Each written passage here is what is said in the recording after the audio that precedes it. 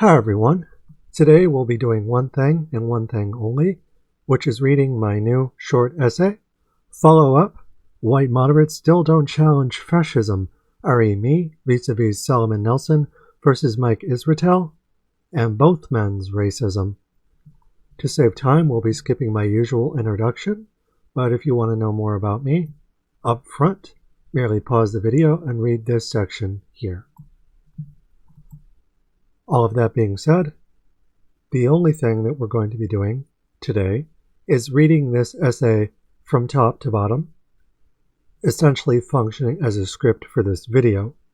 At the end of said video, we'll go off script a little bit and watch some of the videos on this situation or cover bits and pieces of different videos on this situation made by other people. Also, as we're going through this script, we will pause every so often to look at visual aids. All of that being said, let's get started.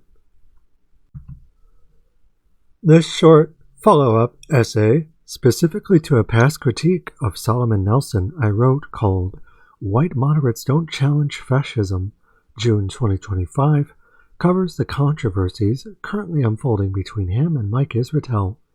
How Solomon recently investigated Mike's PhD and found it to be charitable to Mike, incredibly wanting.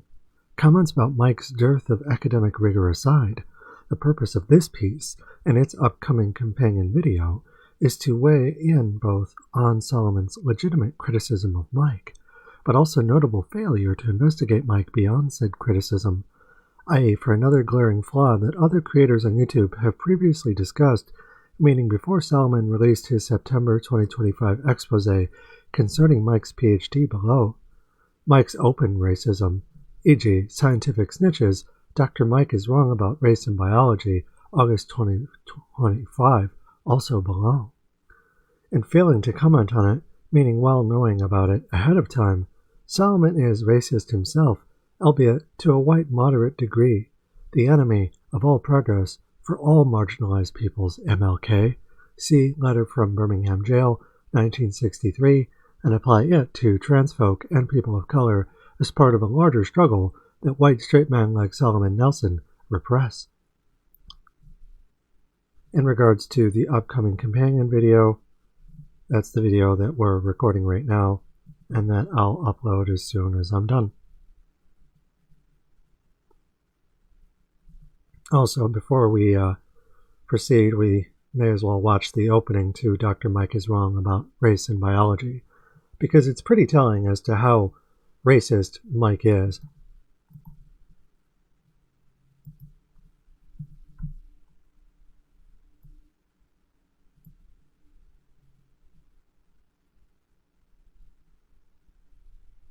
Hello everyone, my name is Ella, but you may know me as Scientific Snitch on other platforms. Today we will be reacting to this brief video by Dr. Mike Israetel in order to deconstruct the false and racist claim that race is a biological reality. But before we watch his video, just a brief reminder to like, comment, and subscribe if you'd like to show your support to the channel. Now let's begin. Here is my view in perpetuity until politics changes in at least the United States. This is my view as applied forward for the rest of this channel's lifetime until and unless politics really changes. Here it is. Ready? I 100% acknowledge, because I'm literate, that race is truly a biological construct. It is deep. It pervades almost everything, and it has real-world differences in ability that are complicated. They are overlapping in spectra, but they are nonetheless for sure real, and they affect every single thing about your life on the margins. If you ask me any more questions about that, I won't say anything because I'm not getting canceled over that shit. So because I am actually... So that is straight from the horse's mouth, Dr. Mike Israetel talking about race and biology using race pseudoscience. And we won't watch the rest of this right now, but Scientific Snitch does an excellent job responding to this and using the scientific method and citations to debunk Mike's claims. And while that may seem impressive, and it certainly is important, It also is worth keeping in mind that race science has been debunked for a long time, but it also goes to show that debunking it is a continual process. You can't just debunk it once and call it good. Anytime these idiots return, fascists, and start making stupid arguments like these, people like myself, or Scientific Snitch in this case, have to point out, actually, race pseudoscience is bogus. Again, it's not science, it's pseudoscience. There's nothing scientific about it, it's dogma. So, good video by Scientific Snitch. I'll link it and the other videos that we look at while reading this script in my video description. Some things never change, but we can call them out nonetheless. Here, we'll show evidence that Solomon not only learned nothing from my criticizing him, he's actually defended Mike Israetel's racism in the past while milking him for clout into the present. White moderates still don't challenge fascism because they profit off it, i.e. by being racist and otherwise bigoted, including Solomon. He's not God any more than Mike is, therefore subject to the same academic standards he holds the other man to. Let's take him down a peg. And before we proceed,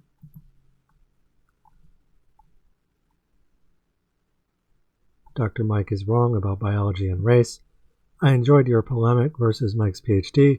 If you really wanted to stick it to him, consider focusing on his racism.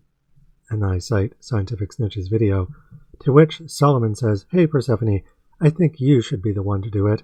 I have a lot on my plate at the moment. Might be facing litigation."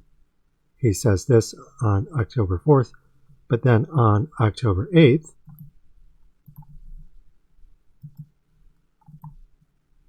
he uploads his Jeff Nippard video. Jeff Nippard, my former client, has turned nasty. And this isn't just a critique of Jeff Nippard, it's a critique of Jeff Nippard vis-a-vis Mike Israetel. So if Solomon was clearly worried about playing it safe, he did not decide to ultimately do that.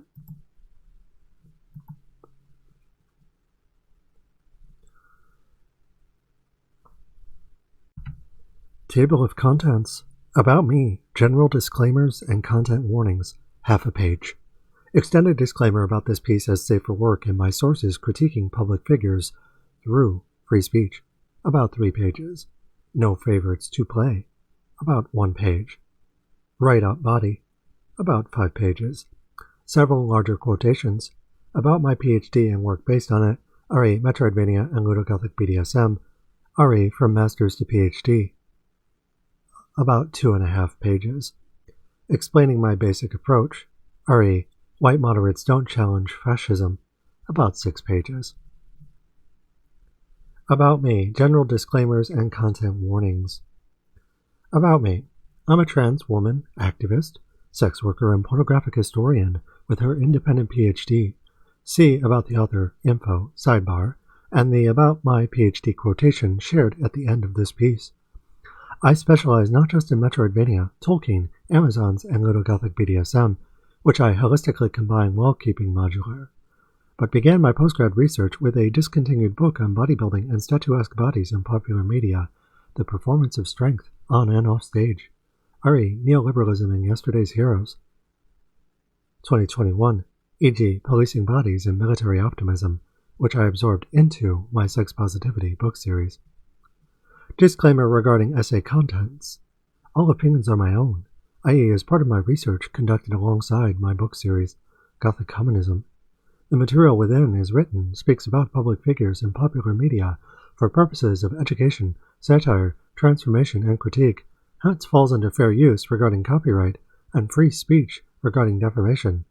It pointedly covers Solomon Nelson and Mike Israetel's YouTube channels, but also the medical industry and police state, etc., and is pointedly part of the larger work I do beyond my book series, e.g. my Healing Hellions Q&A, where I interview sex workers of all different kinds. Content warning, racism, genocide, and fascism, but also citations of older material that cover fatphobia, ableism, racism, rape, transphobia, medical abuse, whorephobia, and genocide. Genocide, but also police brutality. They kind of go hand in hand. Extended disclaimer about this piece as safe for work, and my sources critiquing public figures through free speech. Despite the above content warnings, this write-up is completely safe for work. No nudity or images of violence. Images of the email and Discord conversations between Solomon and I are likewise shown, given by me to prove they actually happened, i.e. through conversations where no reasonable expectation of privacy exists, but also where I am party to the conversations being had, while discussing matters of public knowledge that have unfolded publicly in the past. To that, Solomon knows I think he's racist, and point in fact has responded publicly to me in the past. He partly did so because I contacted him via email to notify him that I was releasing my critiques on him, responding to my January 2025 White Moderates Debating Nazis video, and which he responded to in the comments section below.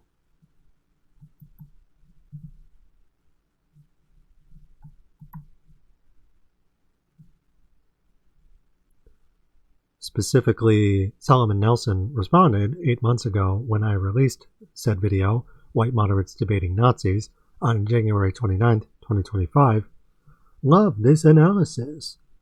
To which I say, I'm glad, though it's not especially kind to your viewpoints. I hope there's something useful in it for you, i.e. in ways that expand them beyond the gym and towards larger issues affecting all of us negatively.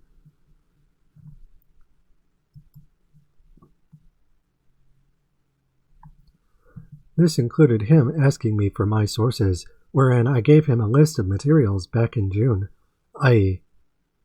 describing Mike Israetel as racist, and some of which Solomon addressed in his response, my reply to Persephone Vanderward, March 2025.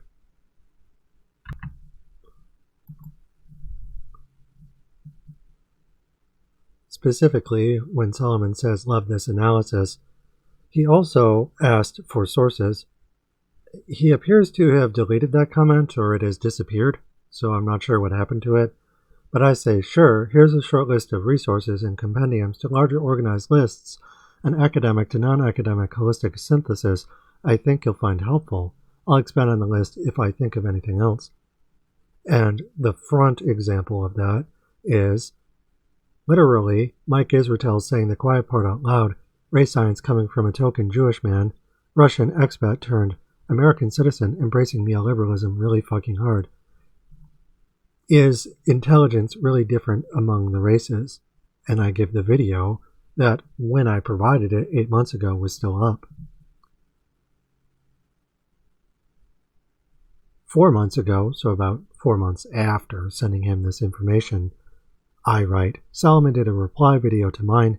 I didn't get the memo at the time, but have since responded to Solomon at length, i.e. in an essay-style format versus just an off-the-cuff approach like this one, Solomon's critique of me, my essay response to Solomon, a community post explaining my essay approach versus my quickie response video approach, along with work cited. And I'm curious to see if that video I cited is still up.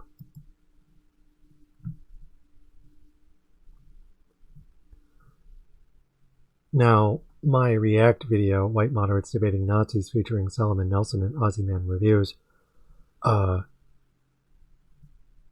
wasn't just focusing on Solomon Nelson, it was also focusing on Aussie Man Reviews. So it wasn't dedicated strictly to Solomon, but he is featured significantly in it. In fact, he makes up about half of the video.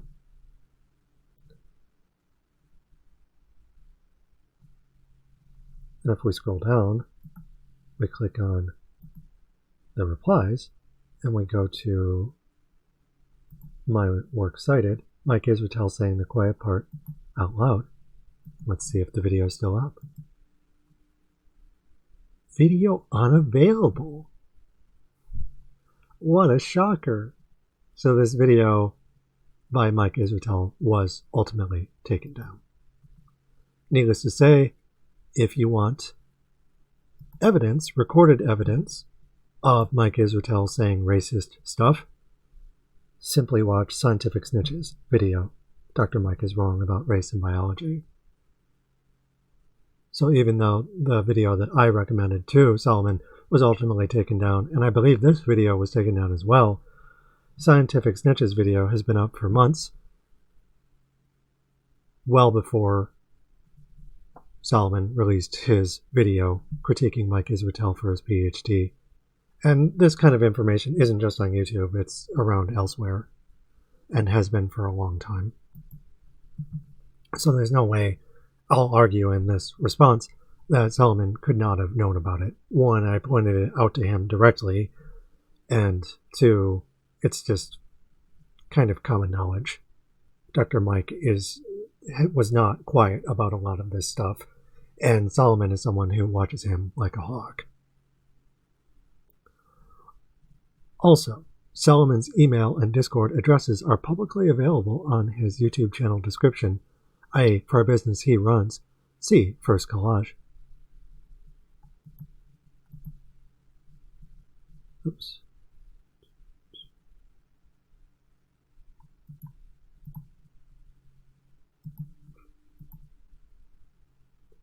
And if you go to Solomon Nelson's YouTube channel and you click on the description, the home of Solomon Nelson, book an online consultation, followed with his email and his Discord, of which his email is provided down here if you want to look at it yourself. And his Discord up here is also provided, which he provides here. So same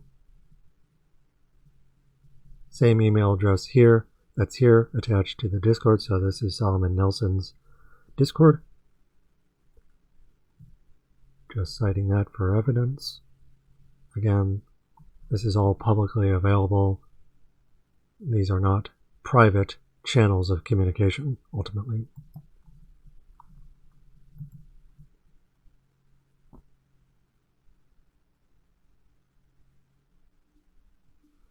To all of these points, white moderates still don't challenge fascism's critiques.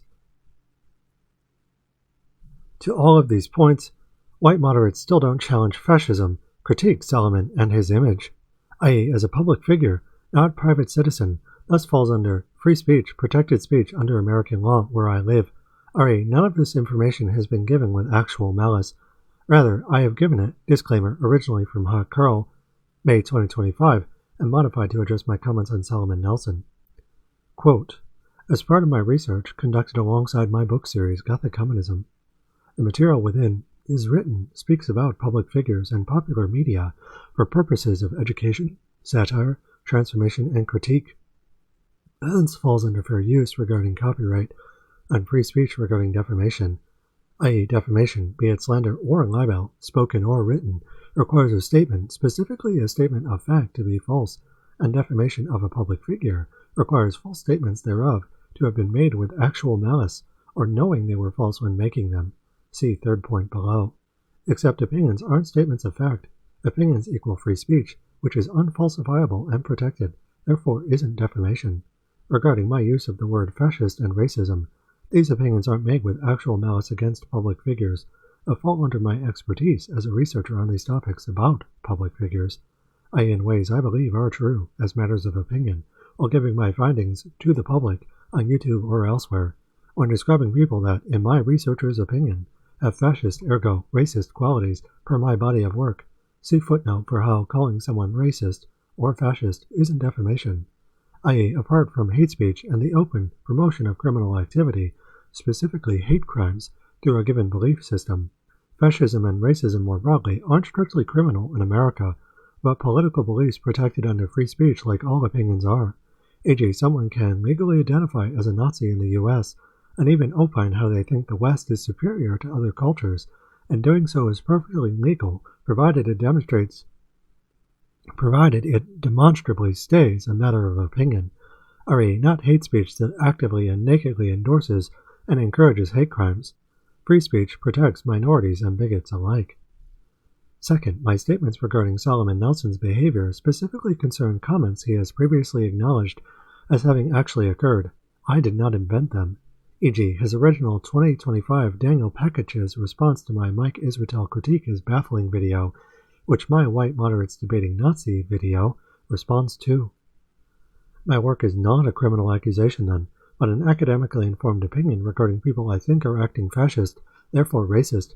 Opinions in America are free speech in the legally protected sense, i.e., something cannot be defamation regarding public figures unless it is demonstrably false, as a statement of fact, but also actual malice, which opinions cannot be. The legal standard is far higher for public figures because actual malice is a legal burden of proof that specifically applies during defamation cases to public figures. As Cornell Law School writes, a public figure is an individual who has assumed roles of special prominence in the affairs of a society or thrust themselves into the forefront of particular public controversies to influence the resolution of the issues involved. Emphasis me, e.g. the controversy between Solomon and Mike regarding their potential lawsuit, but also the school that passed Mike's Ph.D. Public figures also include individuals who have achieved pervasive fame or notoriety. Whether a party is a public figure is a question of law for the court. Public figures who wish to recover for injury to reputation must establish that the defendant acted with actual malice. Actual malice requires clear and convincing evidence that the defamatory falsehood was made with knowledge of its falsity or with reckless disregard for the truth. Regarding footnote 1a, concerning the legality of calling someone a Nazi or fascist regarding their behavior as racist, i.e. as a matter of opinion tied to public figures, which YouTubers are. Solomon is a public figure, and one I've critiqued concerning this topic before. See quote from Explaining My Basic Approach, which we'll read at the end of this essay. I understand my opinions to be true as matters of opinion. Per myself, as a researcher of various public figures, I am critiquing per my research for matters of education, public safety, fascism is dangerous. Regarding public figure as a flexible standard, the primary example is Solomon Nelson, a popular YouTuber over 60,000 subscribers and counting, who I am researching, as I have said, based on publicly available evidence, e.g. his very public years-long feud with Mike Israetel, and various public scandals surrounding it, i.e. all of the people I criticize are YouTubers beyond a certain size, at least several thousand subscribers apiece. All work with visible brands, logos, and faces in their videos, on their channels, and ostensibly monetize content while interacting with each other publicly on YouTube for those reasons.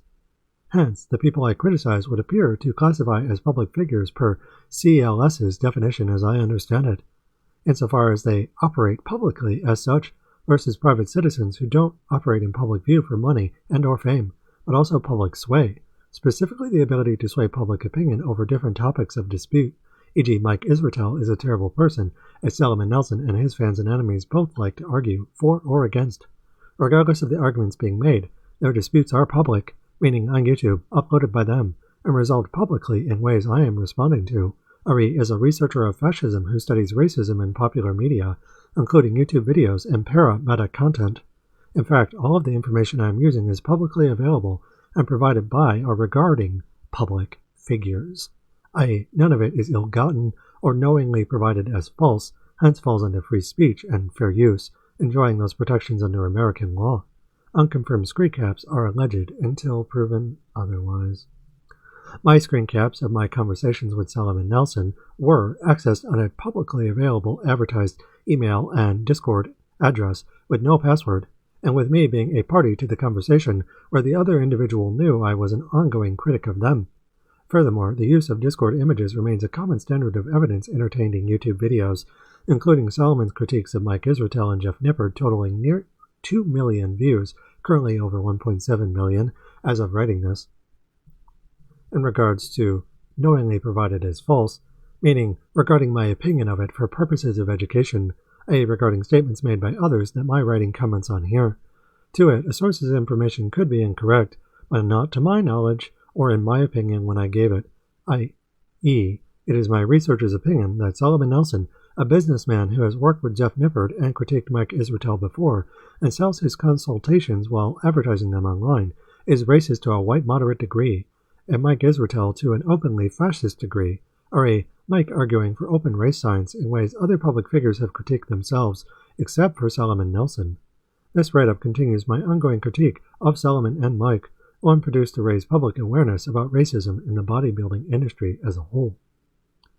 To it, if Solomon actually values straight-talking people like he says, though he was talking about Daniel Pekic as a fascist, Ari is baffling timestamp 0.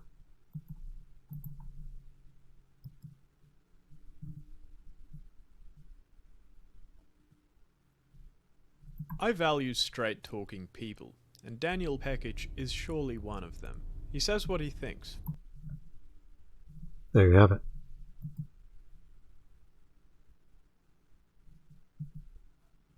Then none of this should even be an issue, i.e. boundaries for thee and for me, but I guess we'll see how he responds, if he even does.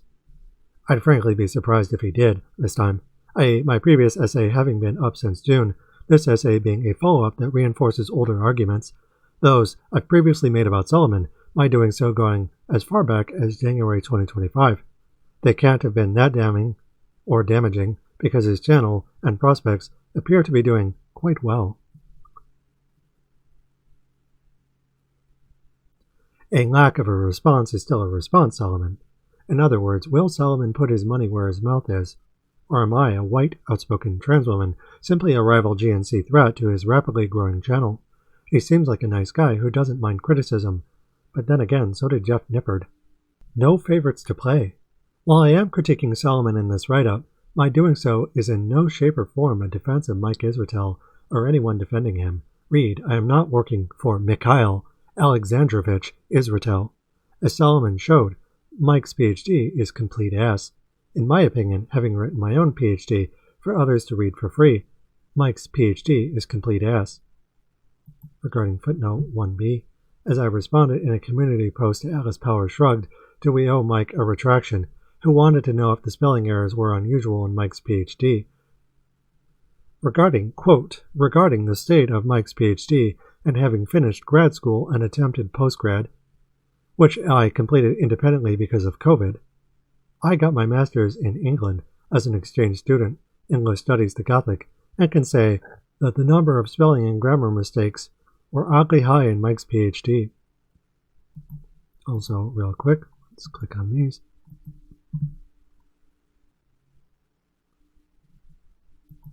This being my master's thesis. So this has been up for quite some time now on academia.edu. So if you're curious about my master's thesis specifically, which I wrote, submitted in partial fulfillment of the requirements of Manchester Metropolitan University for the MA degree, English Studies to Catholic, Department of English, Faculty of Arts and Humanities, September 2018. You can go and check that out. And if you're interested in my adventures as a exchange student going from America to the UK, I describe that here, and this has been up for a long time as well.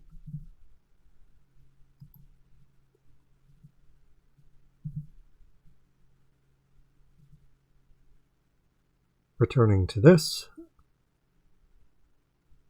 I got my master's in England as an exchange student, English Studies to Gothic, again, and can say that the number of spelling and grammar mistakes were oddly high in Mike's PhD. That being said, it was pass-fail, and what they cared about most was content, methodology, and literature review communicated well. To that, if the spelling mistakes, formatting errors, didn't get in the way of conveying the overall message, I suspect it wouldn't matter much. Then again, I come from the humanities, not the STEM fields, though I did date someone as they were finishing their MS in hematology, and remember the same basic idea applying to their work too, i.e., content over polish. As for my PhD, I released it independently, meaning as independent research on sexuality under capital vis-a-vis the Gothic, Metroidvania, and Amazons, but in that case I polished the shit out of it because I wanted it to be read by people outside academia. Mike's PhD was collecting dust somewhere, and I get the feeling he was merely using it for street cred, so it being rougher doesn't really surprise me.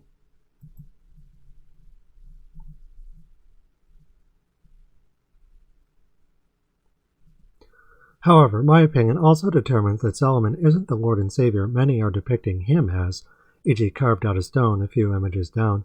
Rather, he's a bad actor posturing as good, while still having a red arrow pointing at himself saying Fash below. Thumbnail source, my response to Persephone Vanderwaard.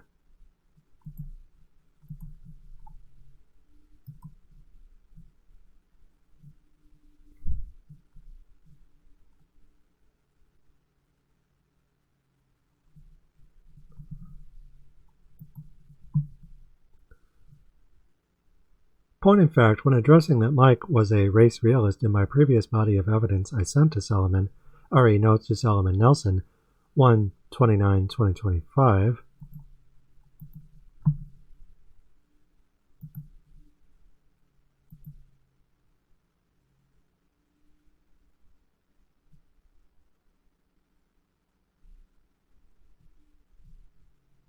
so here is the entire list of evidence if you're curious. I give a good variety of things. I think that's a good starting point, but let me know if you want anything more specific. And I give a variety of essays, books, and various other sources as well. All of them I find to be quite interesting. Though I will say that in his critique, Solomon called them dubious for the most part, and didn't even mention Mike Israetel's racism. RE. Solomon deliberately chose not to respond, i.e. to Mike, his aforementioned arch-nemesis, but instead chose to call me out, impeaching not just my character for being racist while framing me as a wild-eyed mad woman in the attic above, but also my evidence for critiquing fascists like Daniel Pekich and Mike, though Solomon doesn't mention him.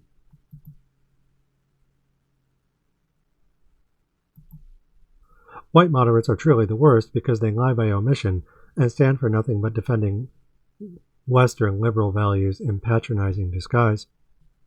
I.e. Solomon having defended Mike in the past, RE when I approached him with a valid critique of all parties involved, he turned right back around and pinned it on me.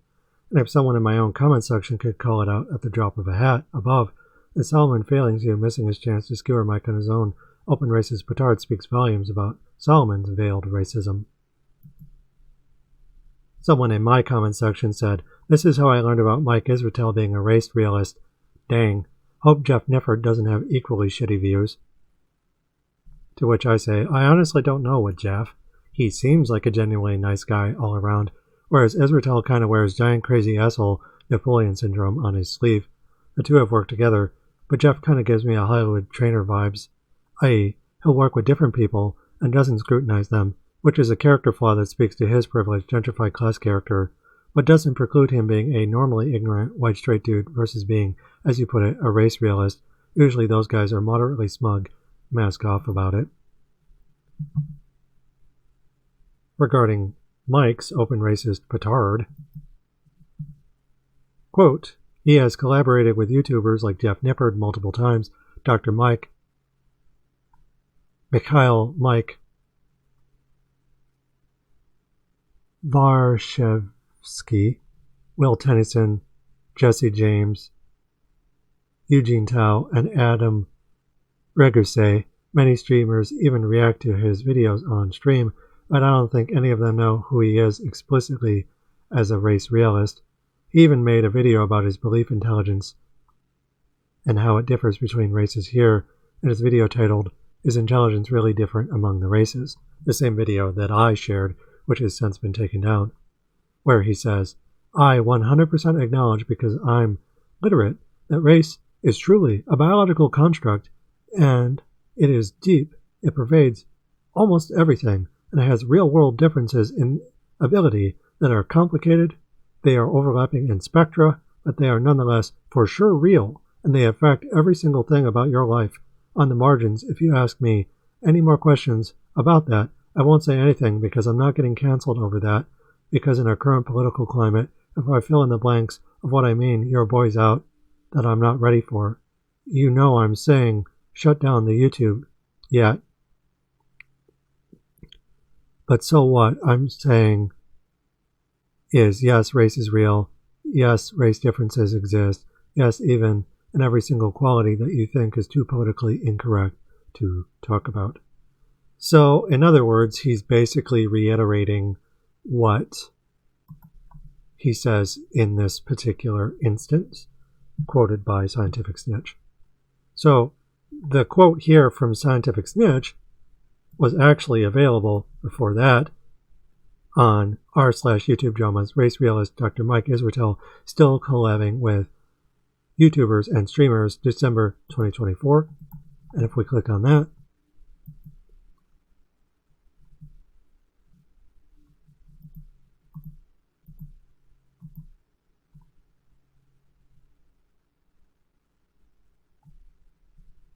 so again, this information was available before I responded to Solomon Nelson. And all of these people are big celebrities on YouTube. Solomon Nelson would have been, relatively speaking, quite tiny compared to them. Now his channel is starting to grow, but back then his channel size was less than 20,000 subscribers, less than 1/3 of what it is currently. And that's important to recognize, because if I would have been aware of these things, these people, and furthermore Mike Israetel, then Solomon Nelson would have been. Not just Mike Israetel because the two of them are rivals, but also Jeff Nippard and other people who he's now critiquing more openly.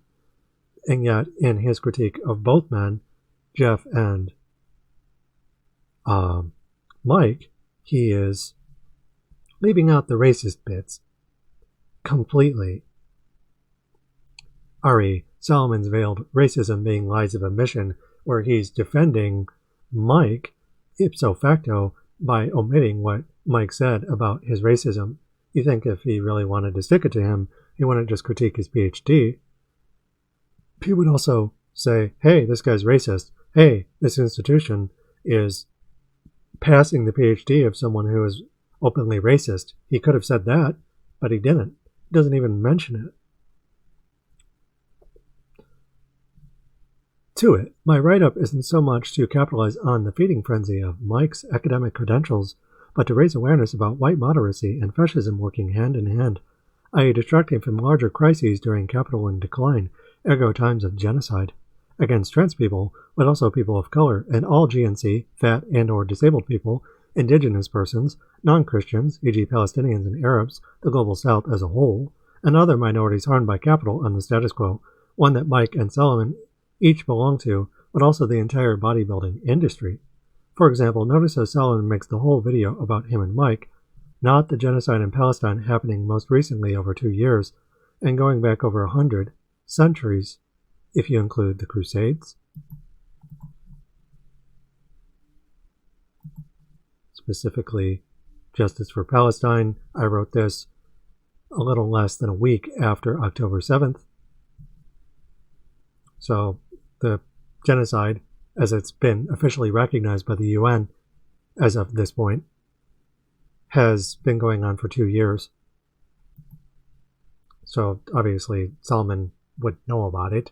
He's not an offline kind of person. And furthermore, in my critique of him, I point out that there's multiple genocides going on.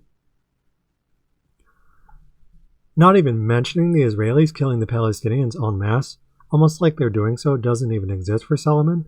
Only bodybuilding? Dick move, Captain Crunch.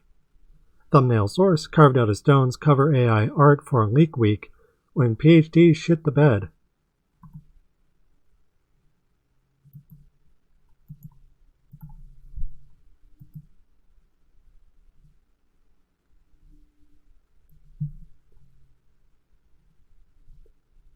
Out of the reigning Mr. Olympia war. The word credential comes from the Latin credere, meaning to believe. Same root as credulous, as in gullible fuck. To it, I'm not going to hold you above critique, Solomon. Rather, and from one nerd to another, I think you're a shit activist in dire need of a wake-up call. i.e. still debating fascists in the free marketplace of ideas versus calling it what it is. The problem isn't academic greed on its own, though that is a problem. It's capital's key players, white moderacy and fascism, defending what's clearly an empire in decline, and proponent of genocide for centuries. Apologizing for empire equals failing to call out its crimes and key players, something I've called you out on before.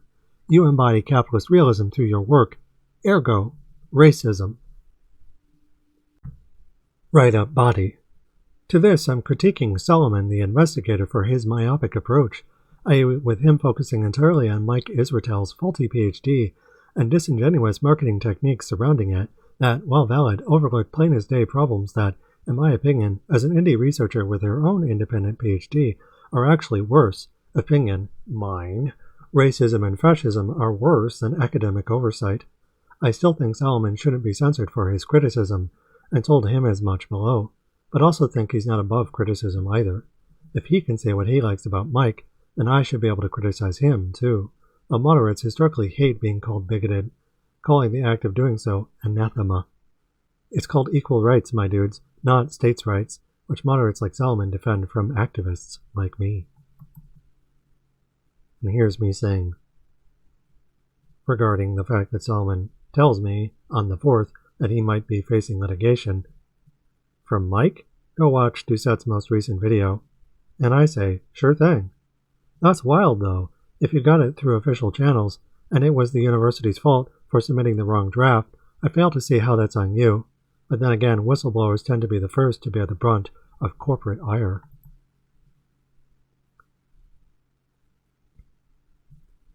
Also, asterisk regarding my independent PhD, whose thoughts on I'll cite at the end of the script are from master's to PhD.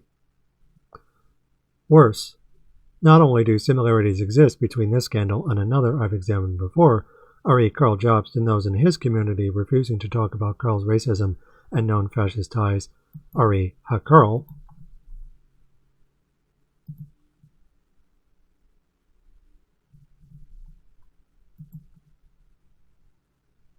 but Solomon has demonstrably used the ensuing hoopla he stirred up to aggrandize himself, first and foremost, while overlooking the glaring problem of Mike's fascist views and American fascism at large.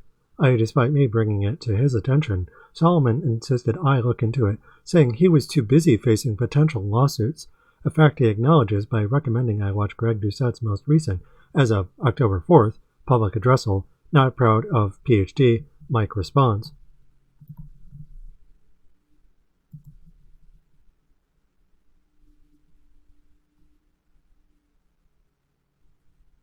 Where not only is Greg Doucette responding to Mike, but he's also hawking to products.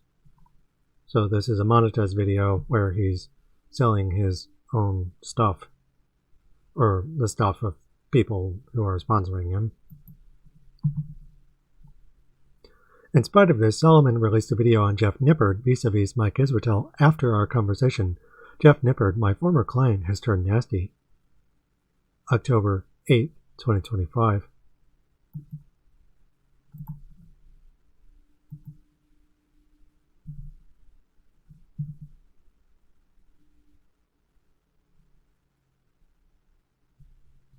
And you could see that Solomon is sort of leaning into the drama type stuff. And again, his criticisms of Jeff, I would argue, are more or less, understandable by and large, and he brings receipts, and it's, for all intents and purposes, an okay video. Just look at the thumbnail. Also, there should be a comma here.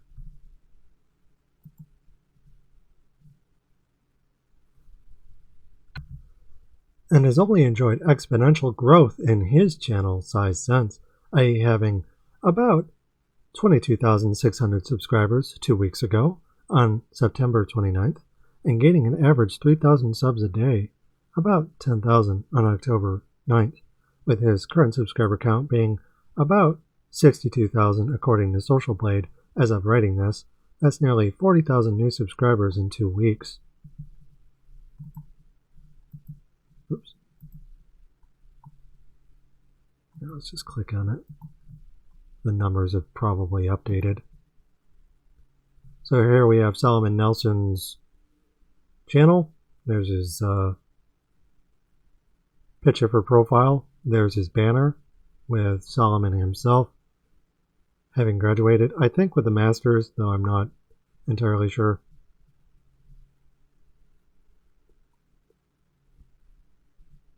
He is ranked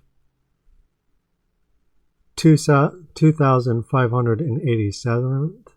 This spot is shared with over 1,000 other creators. There are currently over 1 million in a higher position.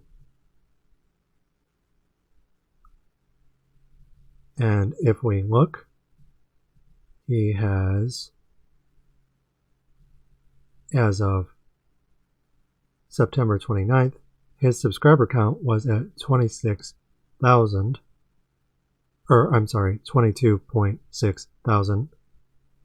This was the day he released his critique of Mike Israetel's video, of which he started gaining thousands of subscribers per day. So Tuesday, 3,000, 4,000 on Wednesday, Thursday, about 3.6 thousand on Friday. And if we go down to Thursday, the day he released his Jeff Nippard video, he gained 10,000 subscribers in one day. And also his views shot up from about 5,000 views to 72,000 to hundreds of thousands of views on many of the days since. And Social Blade has him at 62.8K. Though if we look at his channel, yeah, it's at about 62.9 thousand subscribers. So yeah, he is very obviously benefited from this critique of not just Mike Israetel, but also Jeff Nippard, because again, a day after his Jeff Nippard video, he got 10,000 subscribers. So this is, I would hazard to guess, a calculated move. This is something he's been planning for a while. He's been enemies with Mike Israetel for as long as I can remember. And his video, Jeff Nippard, My Former Client Has Turned Nasty, speaks to a situation where he and Jeff worked together, but Jeff also worked with Mike Israetel only to attack Solomon, and then Solomon to be like, excuse me. So if you want to see Solomon talk about that, go and watch that video in particular. In regards to all of this growth, though, in short, Solomon's the folk hero. Scapegoating Mike is low-hanging fruit, and I'd like to set the record straight. R.A. Solomon's still the same white moderate I investigated only too recently, one who can't, despite his admittedly excellent critique of Mike's PhD now, effectively investigate fascism at any point. Initially, I critiqued Solomon for defending another fascist, R.A. white moderates debating Nazis, to which Solomon reacted to by first commenting on my video, then releasing his own response, R.A. my reply to Persephone Vanderwoord. He's arrogant, why wouldn't he? In it, Solomon demonstrates a complete unwillingness to engage with my critique of capital, while also denying my claims of racism and fascism on his part, i.e. demonstrating a complete lack of comprehension regarding those concepts. At least at a glance, neither he nor Jeff Nippard, Greg Doucette, or anyone else except for Scientific Snitch seem to be able to say anything about racism in the bodybuilding community at all, let alone genocide. Not even Lyle McDonald, though I'm not as familiar with his long-term content, and did enjoy his short and sweet fuck you to the haters. Mike Israetel admits to lying about his dissertation draft.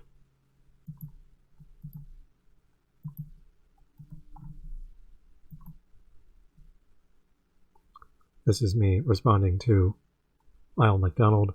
Mike Israetel admits to lying about his dissertation draft. And then Lyle's video itself, 5 days ago on October 6th, where he is basically like, okay, fuck you guys. I was right this entire time, and I've been talking about Dr. Mike Israetel for over 10 years.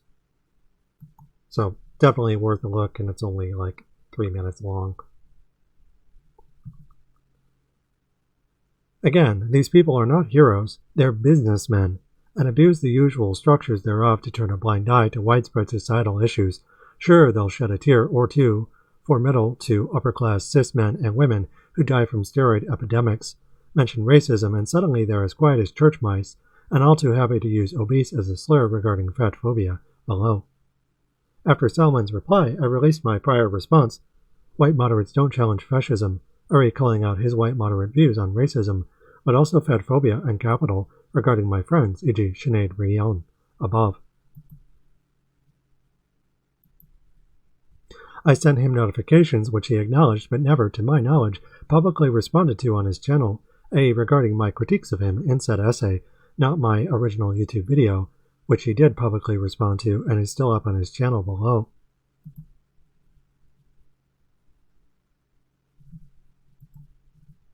In short, he swept them under the rug. White straight guys tend to do that when called out, if only because it's easier than looking themselves in the mirror, too busy admiring themselves 2 images down.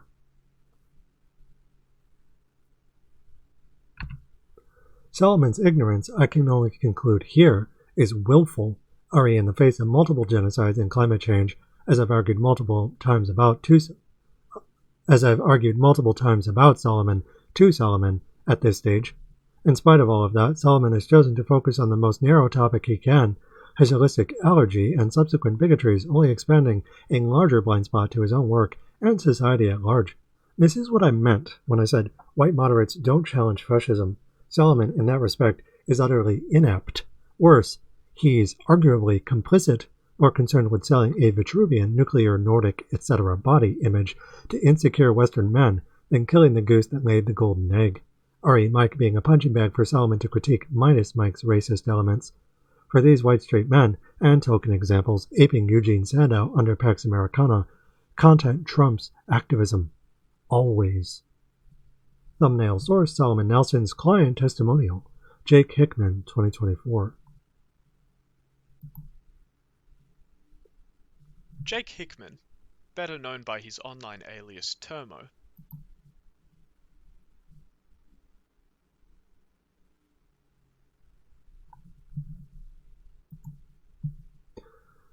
To be crystal clear as we proceed, Solomon's critique of Mike is valid, but it overlooks the other elephant in the room that Solomon can't have been ignorant towards, Mike's racism, specifically his race pseudoscience.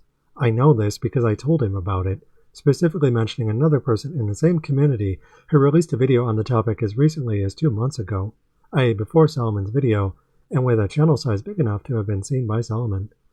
Regarding a man he is currently investigating for academic fraud, scientific snitches, aforementioned and recent, Dr. Mike is wrong about race and biology video. Ignoring those signs is, unto itself, a huge oversight and red flag, with Mike happy to critique my off-the-cuff response, but shying away from my actual essay, bringing my full researcher skills to bear. Then again, I called Solomon out for this back in January, and he reacted with a similar degree of obstinate denial, not even responding to my June critique, despite me telling him about it via email and Discord above. So this is on June 6, 2025. Hi Persephone, thanks for letting me know. I'll check out your video when it's up. Cheers, Solomon. He was responding to my earlier message, which read, Solomon, I saw your video on YouTube and was going to give it a watch. YouTube can be weird about notifying peeps about stuff, so I only just saw it now by accident. Typed my own name into an incognito window and your video popped up. I wanted to preface my response with my initial comment/community post just to give you a heads up. Hi Solomon, I haven't responded as of yet because YouTube didn't notify me of your video even though you tagged me in the description, but also I've been in the middle of a crunch since April to finish the final book in my Gothic Communism series, followed by celebrating its entire corpus, so I've been quite busy and probably couldn't have responded until now anyways. Mainly it's Pride Month, so I wanted to focus more on GNC folk and other intersecting minority struggles versus debating with straight white boys such as yourself. But you seem respectful, so I'll give you my time as a show of good faith. I can't say I'll be entirely polite, comes with the territory, but I'll at least listen, respond to what you have to say, by giving you an academic trans woman sex worker's peace of mind. Gird your loins. Too long didn't read, only became aware of this video today, but did want to watch it and get my thoughts about it in reply. I'll post something tonight, probably, and let you know when it's up. And then, on June 7th, 2 days after I sent my message and a day after Solomon responded, I wrote to him on Discord specifically and said, "Hi Solomon, I sent you a request in here when I sent you the email about the essay response I was preparing. It's basically written, just waiting on some models to finish a collage I was preparing for the not safe for work version, visual aids for my arguments as a sex worker. Though I thought I'd add you on here in case you'd be interested in having talks of the educational sort about each other's disciplines," to which Solomon gives a heart, reacted by Solomon on, well, it doesn't say when he hearted it, but he hearted it right after I sent it, so the same day.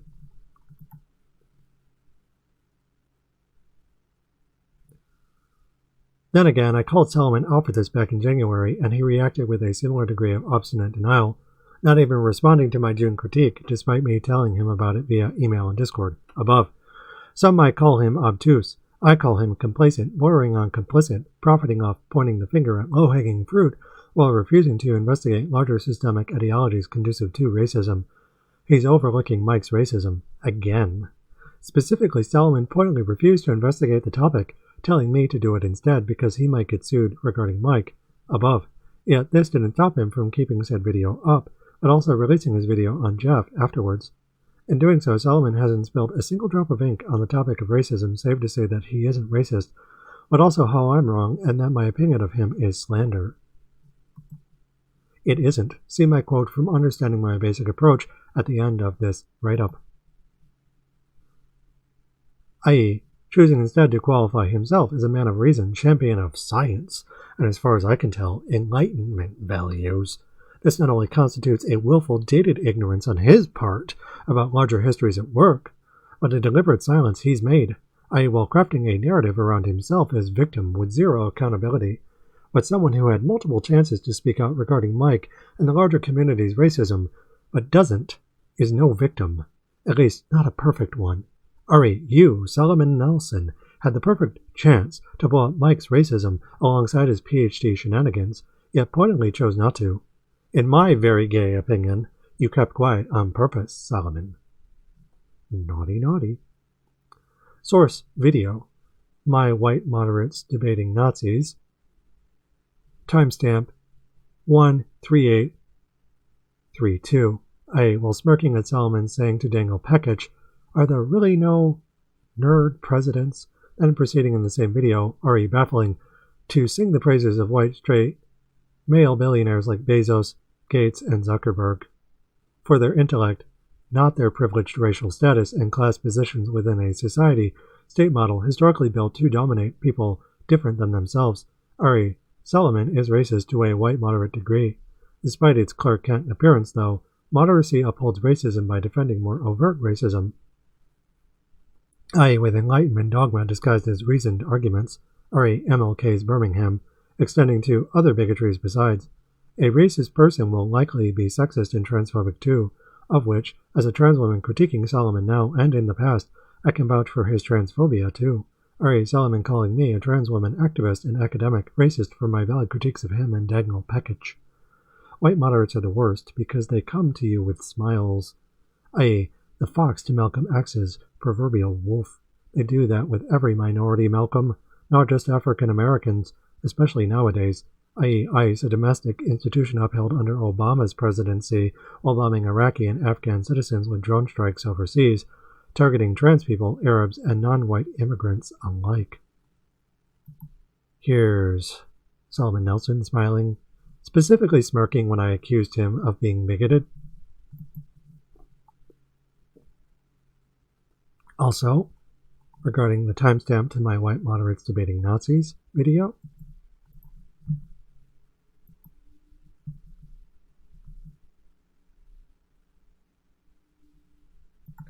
cops of the executive branch. The last I checked, there were no nerd presidents. Are there really no nerd presidents? I think you can. Now here's another white supremacist red flag. well, I'm going to defend presidents, like cops of the executive branch of the United States and Western countries imitating that model to some degree or another, imitators of the imperial core dominating the rest of the world. You can see nerds in positions of the global north predating on the global south, essentially. power everywhere. Think Kevin Rudd, Lee Kuan Yew. I don't know who those people are, but... In fact, there's a great comment on Daniel's video pointing out that the majority of people who run the world is made up of nerds. You mean the owner class? Oh yeah, that's a good thing to apologize for. So you're basically, it's capitalist realism, and you're apologizing for the bourgeoisie. And I said that back in January, and Solomon responded to it in March. I responded to him in June, and then he never replied because my second response was an essay, and I absolutely cleaned his clock. The other timestamp, well, we watched that within this video. To be charitable to Solomon, this is dubious investigative work, i.e. Solomon demonstrably turning a blind eye towards Mike's open racism while focusing on something his own bigoted peers would not object to, their own image as center of the world, e.g. Solomon refusing to critique Bill Gates, a pedophile billionaire. Given the present state of affairs and fascism rising in the world, Solomon's stubborn silence on racism and complete inability to critique capital, and all while vocally celebrating men of science and grandstanding as victim, meaning white straight dudes like himself and his token peers, is itself a massive problem that needs to be addressed. So that is what I will focus on in my accompaniment video. I said video is largely unscripted, but will include multiple visual aids going over some of the sources I provided here. Some are YouTube videos, others are past work of mine, which I will go over piece by piece while reading this script. Nonetheless, my point is not to discredit Solomon's investigation of Mike or Jeff for Mike's PhD, but to highlight Solomon's lack of focus in what, as far as I'm concerned, are more pressing matters about Mike, academia, and the bodybuilding industry tied to capital. Racism is a huge problem under American dominion, one Solomon has hand-waved in the past and present, i.e. not just his notable silence on the issue, but his inadequate and frankly problematic understanding of fascism and what it is, i.e. white moderates don't challenge fascism, which we'll quote at the end of this piece. Here Solomon straight up ignores racism in his own backyard, critiquing Mike only for his 2013 PhD and present lies about it, not his public views on race. R.E. Dr. Mike is wrong about race and biology being a video made by someone nerdy who isn't male or white below.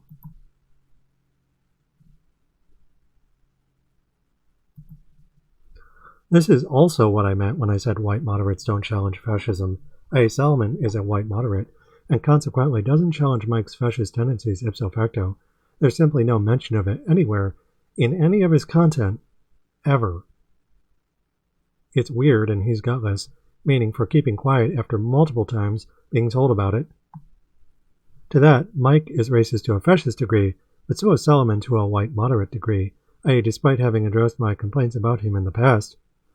And despite him and Mike ostensibly being mortal enemies, Solomon can't be arsed to say the quiet part out loud. Ladies first, he practically said to me. Okay, dude, you asked for it. If discussing racism is like pulling teeth for you, then I'm the motherfucking dentist. So allow me, babes.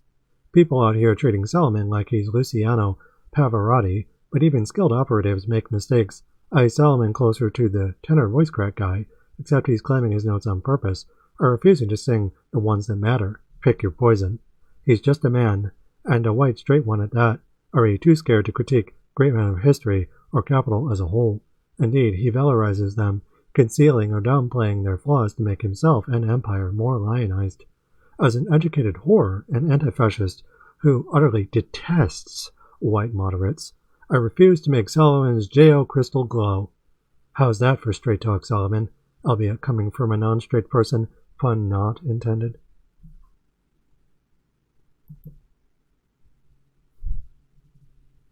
The similarities are uncanny.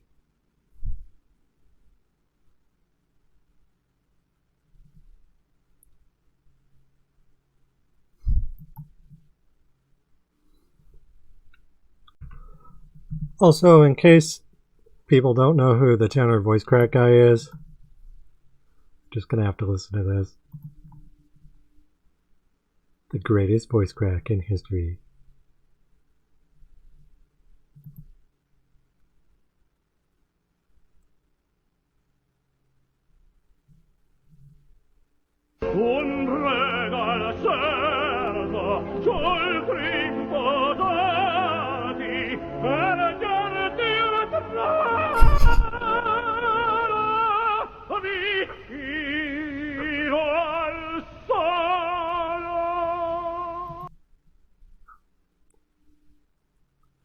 He sounds like he's majestically strolling through poppy fields, then suddenly falls off a small cliff, but is okay, so he continues to sing.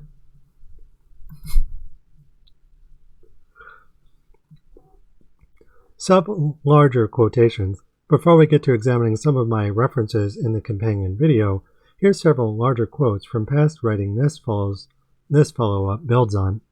They should be enough for you to get started and convey the brunt of what Solomon ignored in my past critiques, re. From Master's to PhD, specifically the section about my PhD and work based on it, re. Metroidvania and Little Gothic BDSM. From White Moderates Don't Challenge Fascism, i.e. the section explaining my basic approach. Now, we're only going to read all of Master's to PhD, just because, or specifically the section from Master's to PhD about my PhD and work based on it. One, because it's shorter, and two, because White Moderates Don't Challenge Fascism I've read in another video. We will, however, skim that one. Also, it's longer, so it would take forever to read. About my PhD and work based on it, re. Metroidvania and Little Gothic BDSM. My PhD is independent, which means it's not peer-reviewed. Oh, also, this is a quote. So, quote, my PhD is independent, which means it's not peer-reviewed. It also concerns a topic, Little Gothic BDSM, that, when I started researching and eventually formalized from early 2019 to October 2023, had zero academic coverage, i.e. regarding a knowledge gap that my PhD sought to address by studying Metroidvania, another topic wholly understudied in academia. Even so, Little Gothic BDSM isn't even mentioned in my PhD argument. Quote, capitalism sexualizes everything for the profit motive, using canonical dimorphic Cartesian monstrous poetics to brainwash workers and pit them against each other during capitalist realism. Unquote. Source, thesis paragraph. The statement doesn't specify Metroidvania, but Metroidvania were the example I used to explore said argument within my PhD to fill the knowledge gap my PhD was addressing by formulating Little Gothic BDSM and the palliative numinous vis-a-vis Amazons, re. from Volume 0. My work on camping the canon through Gothic poetics would go on across 5 books to focus extensively on Metroidvania to a lesser extent, and Little Gothic BDSM and the palliative numinous to a greater extent. Source, 2 years later, give or take, returning to my thesis argument after 5 books. And, even in 2023, I would only hint at the term's application. A Little Gothic BDSM only appears 36 times in my thesis volume first edition, going on to appear 40, 180, 293, and 357 in the first editions for volumes 1 and 2, parts 1 and 2 respectively, the manifesto followed by the poetry and undead demon modules. This means that I've not only expounded on the term's application since October 2023, but also revisited and reapplied it numerous times while quoting older sources I wrote. Source concerning rape play, a 2025 note on my development of Little Gothic BDSM. I've certainly received flack regarding my PhD. These barbs range from Madame Manata, a post-colonial YouTuber who took a hard right turn politically, re. The chickens come home to roost, and Madame Manata calls for genocide, calls trans plural and furry folk useless eaters in 2025, up and telling me that BDSM doctors aren't real in 2024.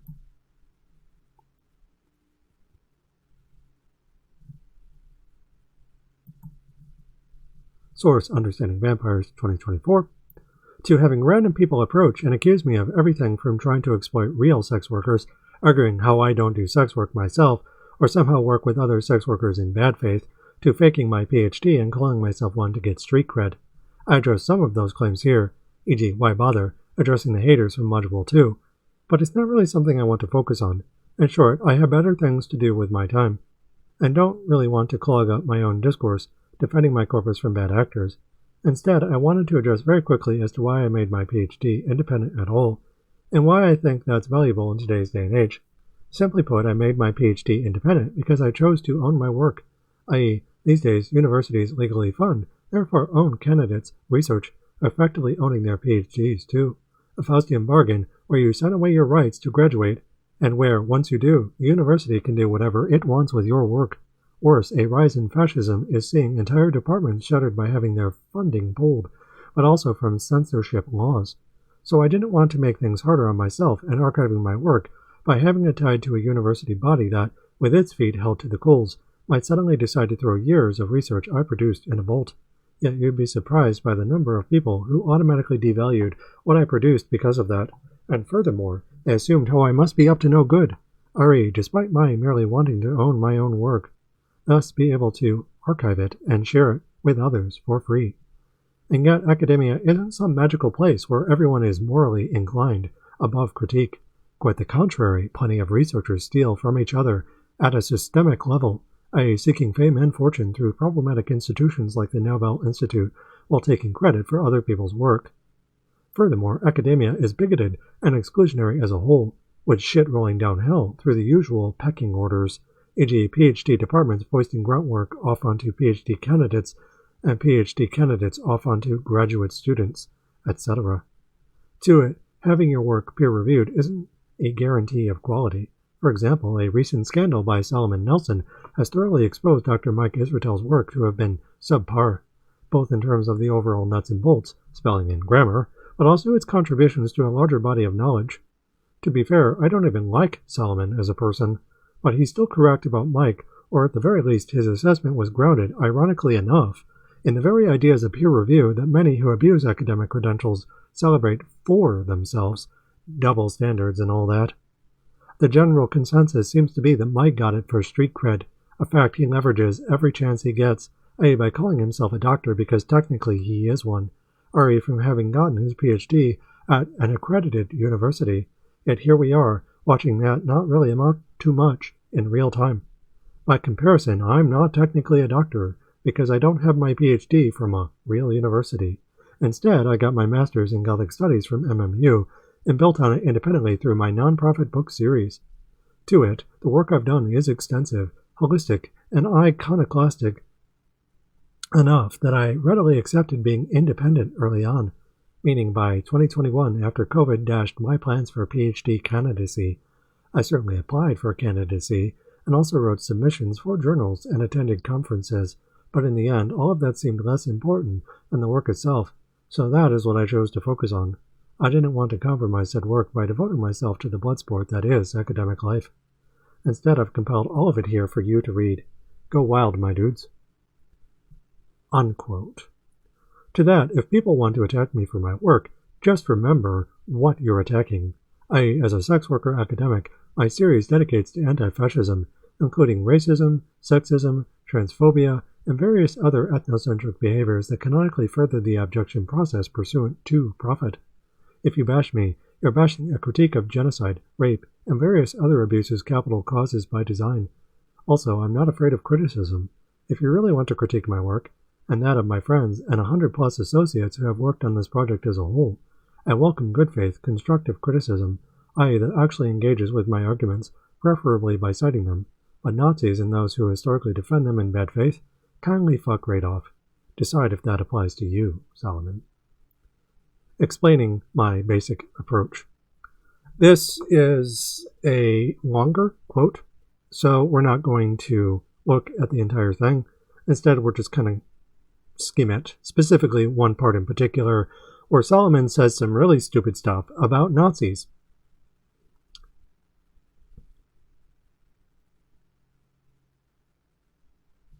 To that, it's not so much what he literally said verbatim that I critique, and more how I interpret it, while taking my time and having fun. I.e., per my anti-fascist expertise, which targets neoliberalism and white moderates, but also different abuses committed by medical professionals, actual or de facto playing the pimp, as cop. White moderates are fascists with more different masks including doctors achieving fatphobic, transphobic, and whorephobic aims. To summarize Solomon's response to my original critique, he assigns blame to me like a doctor would, calmly and coolly calling it my fault how the left is divided, while hypocritically branding me an intellectual snob who pushes for a utopian worldview that Marx would roll in his grave about. Solomon's projection, prejudice, and gaps in his debatable knowledge about Marx aside, and comments about Marx himself aside, who I critique for his own homophobia, Solomon's polemic versus me is full of strawmen, i.e. the blame the victim, which trans and fat people are under capitalism, while fixating on a narrow, profoundly unuseful definition of Nazi, one moored to the Nazi Party and Adolf Hitler from nearly a century prior. This interpretation of and deviation from my own arguments by Solomon is an important distinction, so I will want to dissect it a bit before we proceed.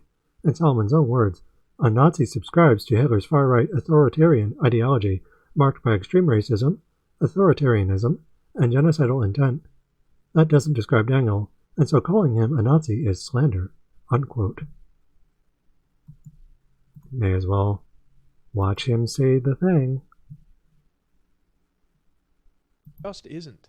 A Nazi subscribes to Hitler's far-right authoritarian ideology, marked by extreme racism, authoritarianism, and genocidal intent. That doesn't describe Daniel, and so calling him a Nazi is slander.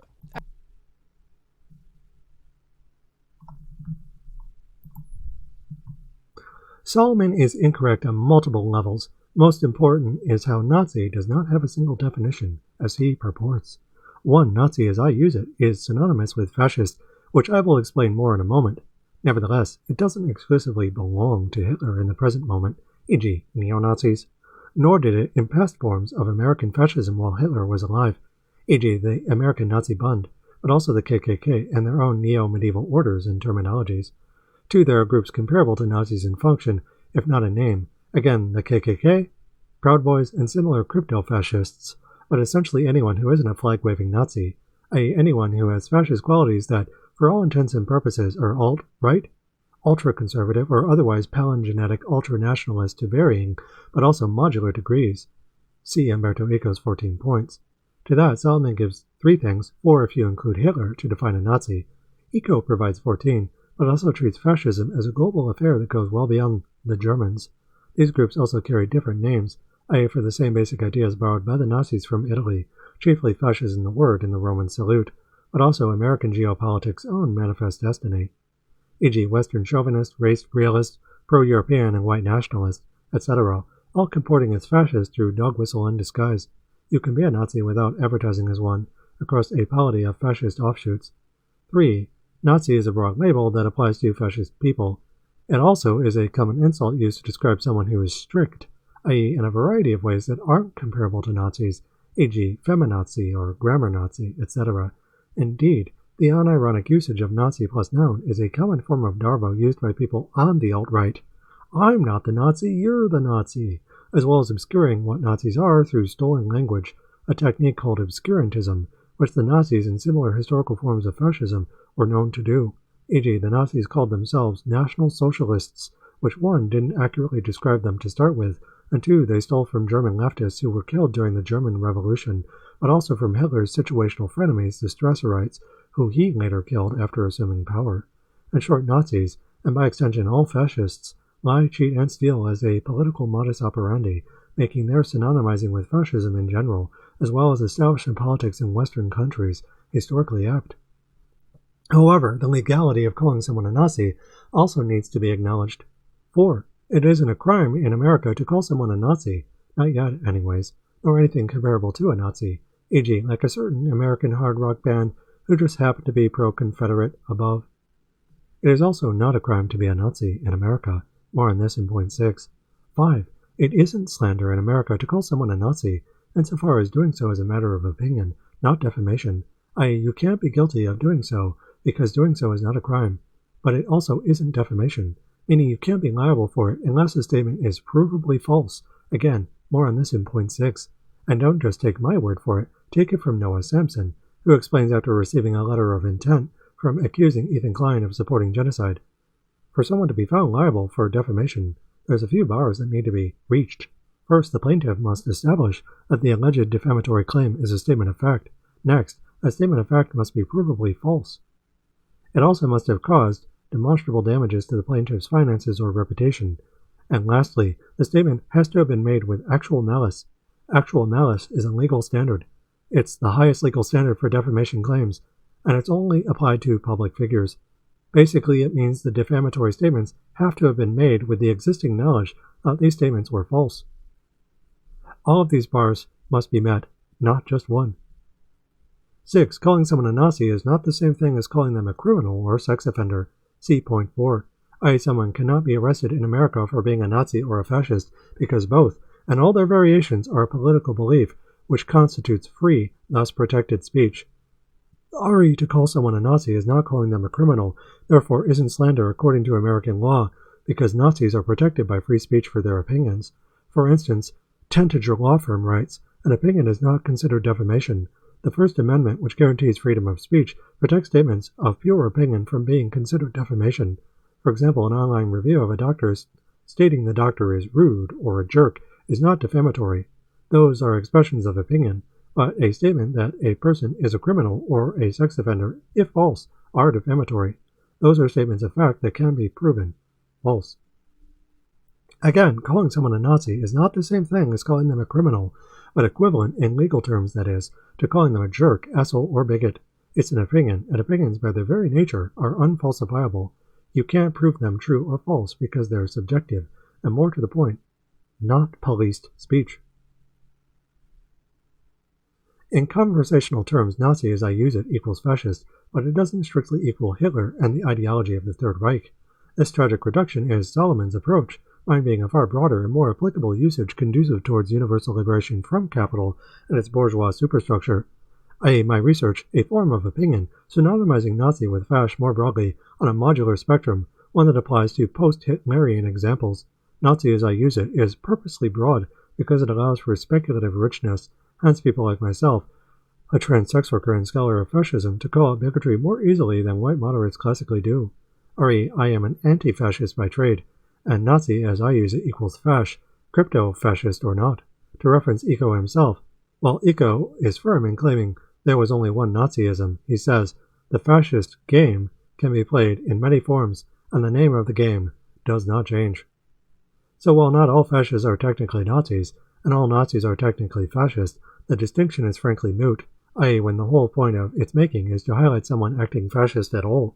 Nazi then has become imprecise shorthand to identify a broad spectrum of things beyond Hitler and the boys.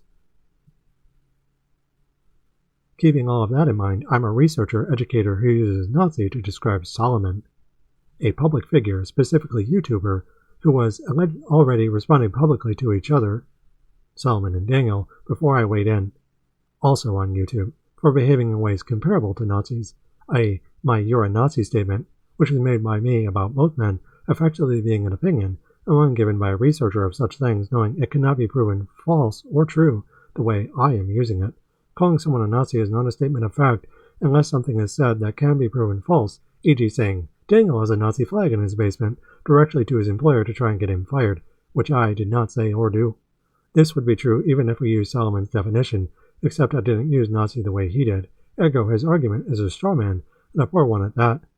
It's just like your opinion, man. Alright, and there's some more stuff here if you want to read it. Last but not least, these two final paragraphs. To it, Solomon never challenges my calling him a white moderate, nor does he provide any evidence for his rebuttals beyond the regular approach white moderates abuse, calling my statements false, i.e. as a position to assign by an in-group member styling himself logical from Aristotle onwards, yet ignoring the evidence all around him. He acknowledges genocide, yet does nothing to critique it or billionaires, i.e. by insisting how the world can never change beyond what it currently is. He'll denounce individual cases of overt mask-off fascism and bigotry, e.g. homophobia, but not the status quo that leads criminologically to such things on a global scale, i.e. billionaires, presidents, and military leaders, but also medical doctors and those playing at medical doctors, unless Solomon is a doctor, but if so, he's still not exempt from bigotry or criticism.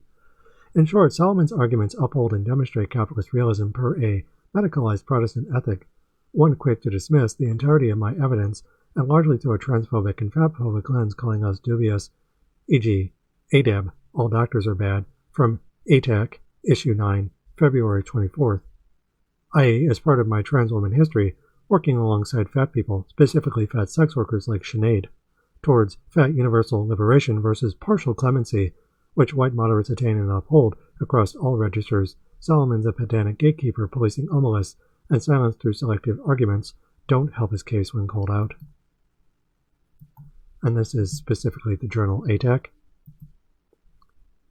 where you can look at the different journals.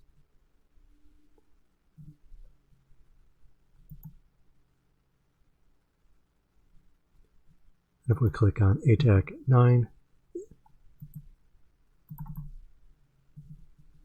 angry trannies against cops and kings and dykes, faggots, etc. I can say all these things because I'm gay. Pain, you cannot buy the revolution, you cannot make the revolution, you can only be the revolution. It is in your spirit, or it is nowhere.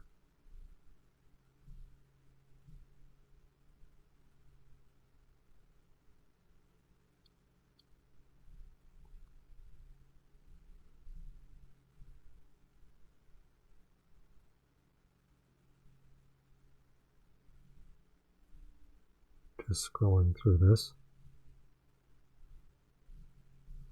All doctors are bad. You have to play the game with doctors. Doctors are secret cops, you see. They say they're not. They're on your side and here to help you. The gods forbid you step out of line. How dare you know yourself? Forget all about the hours of research we spent on symptoms, the weeks and months in community with others in similar positions. Nah, you're making up those symptoms. Drug seeking. It's fine to take the drugs if they push them, but you can never ask. It doesn't matter how many reasons you have to believe the med will help. Doesn't matter if you've been prescribed before, now you're drug seeking, and that's going in your record, you sick junkie. Frankly, doesn't matter if you're asked or not, if you come in with a background or history deemed suspicious, you're homeless or work 2 jobs or queer or trans or not, white or are fat or mentally ill or heaven forbid you had a drug use history of any kind. Now, what next if you have your life-ruining symptoms and you're labeled an addict already, so nothing is getting treated? That's when some people might understandably self-medicate with whatever they can. And that's where the public cop comes in. 'Cause see, you're an addict just like the doctor always fucking said. And now you're so desperate for symptom relief with no hope of medical intervention, and fuck it, the chart already says drug addict. So your untreated chronic pain or your anxiety for which you will never see again real medical intervention, or your unmanaged ADHD with a higher pattern of community suicidality than depression alone. Turns out you can medicate this non-exhaustive list yourself if you try hard enough, but that's where drug cops come in, and your medical history says you've gone further into addiction. No one will ever believe you even if you recover, and what is recovery if you aren't on drugs but are debilitated by panic and pain and no longer have the will to live? Specifically, this is something that Solomon himself called dubious. The entirety of my sources in his response to me. Needless to say, Solomon's done nothing to address any of these criticisms over time, including at the present moment, or during the current phase of his beef with Mike Israetel. I wonder. This makes Solomon racist, as white moderates classically are, as silent partners to those they otherwise seem to openly disagree with. The mob lawyers, as another bodybuilder critic puts it, both serve state power in different ways, functionally no different as servants to the bourgeoisie. As Atlas Power Shrugged in his recent video, Will the Science-Based Mafia Protect Dr. Mike? Atlas is talking about men obviously defending Mike and taking a share of his profits directly. If we click on that,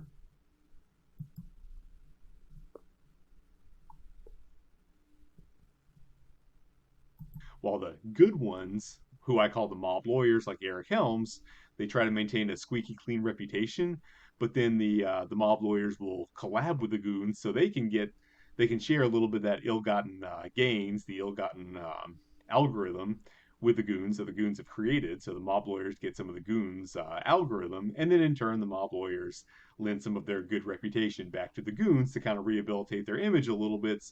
See, Dr. Mike can't be that bad. Eric Helms collabs with him, so I mean, if he was really as bad as people say, Eric Helms would call him out. He wouldn't collab with him anymore. And no, we see Eric Helms continuing to, to collab with Dr. Mike. So he must be legit after all. These guys are just nitpicking, right?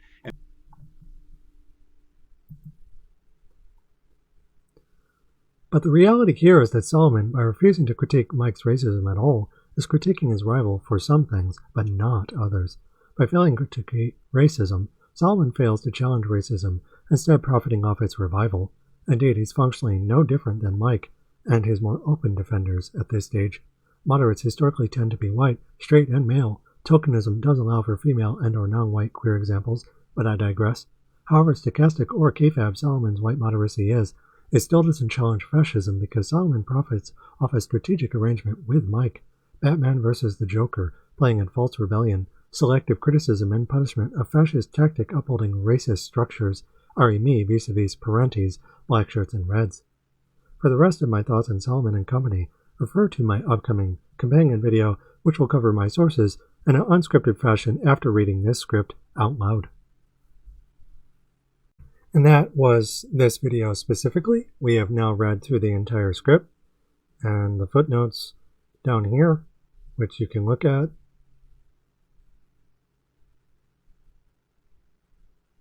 And additional information about me and how to support my work if you're curious. Last but not least, I wanted to mention that while I do talk about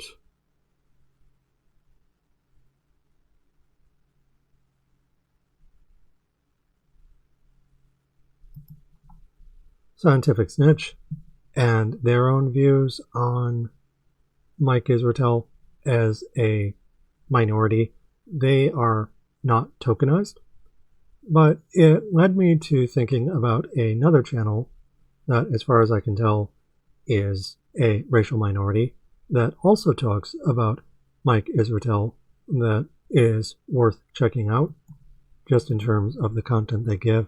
However, they don't, as far as I can tell, mention Mike's racism and, by extension, Solomon Nelson's inability to talk about Mike's racism. So if we scroll down here,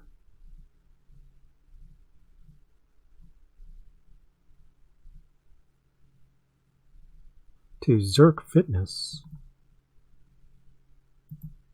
Today, we need to talk about something that's bothering a lot of people. So Zerk Fitness is someone who's been responding to a lot of this. The algorithm has demanded it.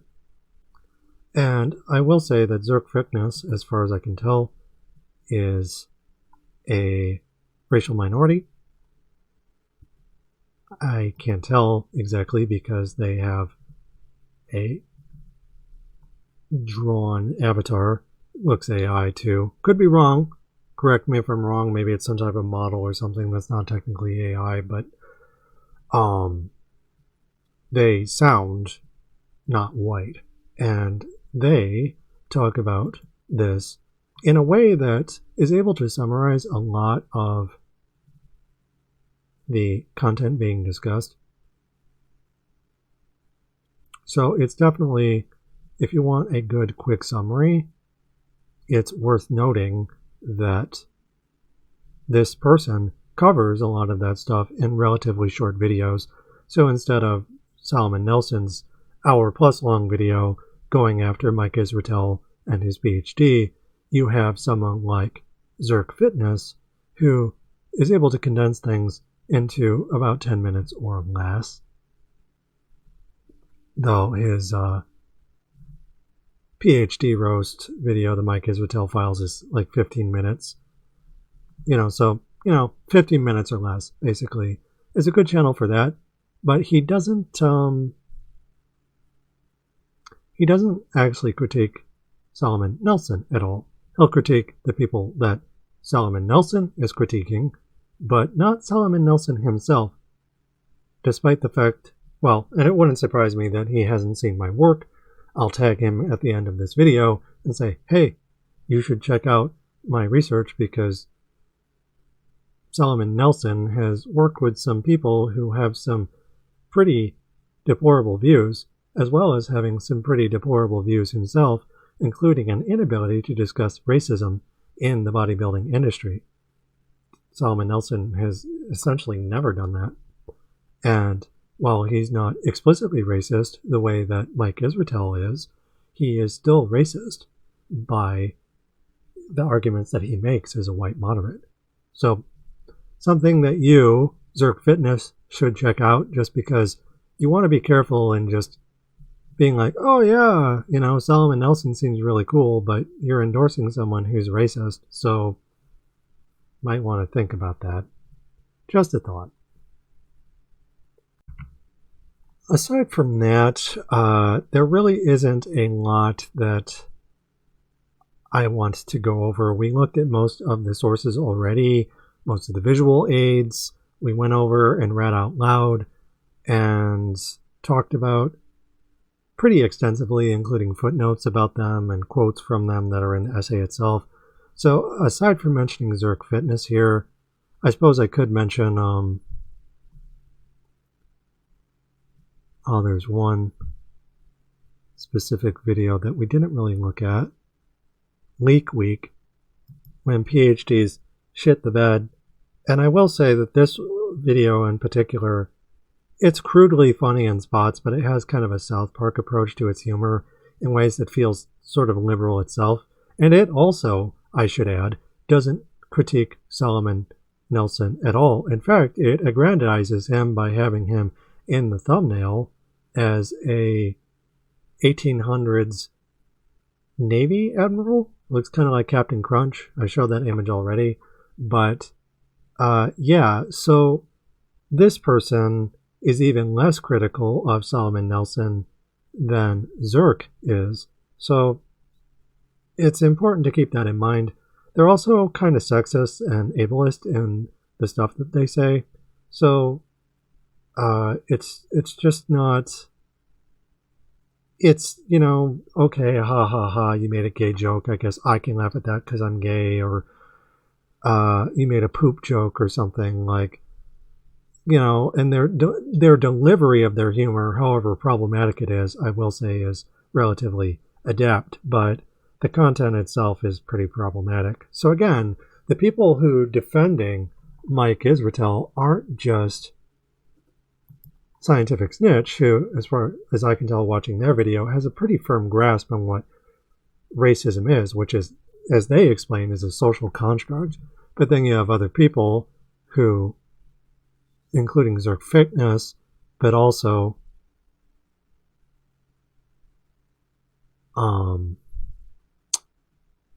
the author of Leak Week, but also Greg Doucette, who don't really talk about racism all that often. Specifically, the author of Leak Week. I don't know, maybe they do in other videos, but they definitely don't do in the one where they're talking about Solomon Nelson. So specifically, when talking about Mike Israetel and Solomon Nelson, they don't mention the racism at all. And Greg Doucette, likewise, doesn't mention the racism of Solomon or Mike at all. In fact, the only person who mentions any of the racism at all is Scientific Snitch, though to be fair, in their case, they released this video before Solomon released his PhD critique. And if we go to their channel, I don't see anything where they're talking about Solomon Nelson.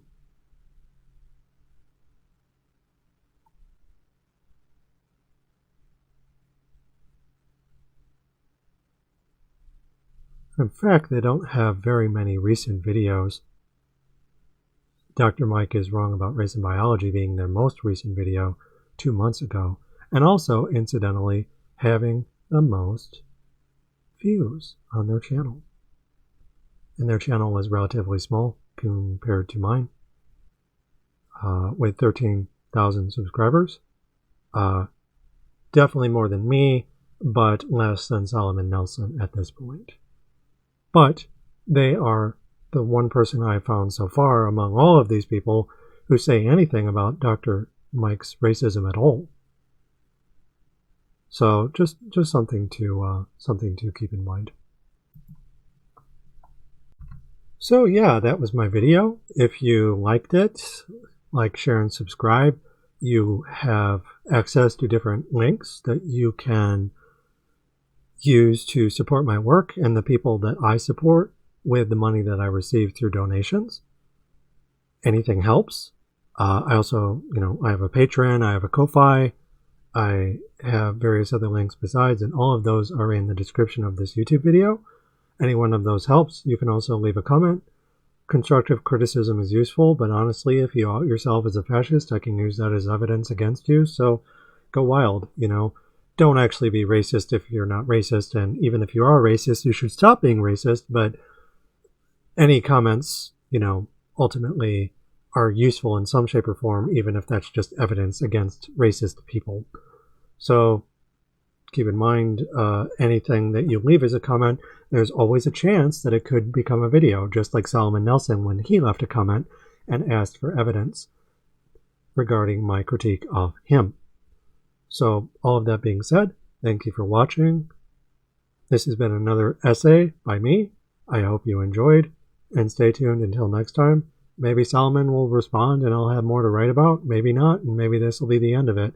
But either way, until next time, stay safe out there and good luck.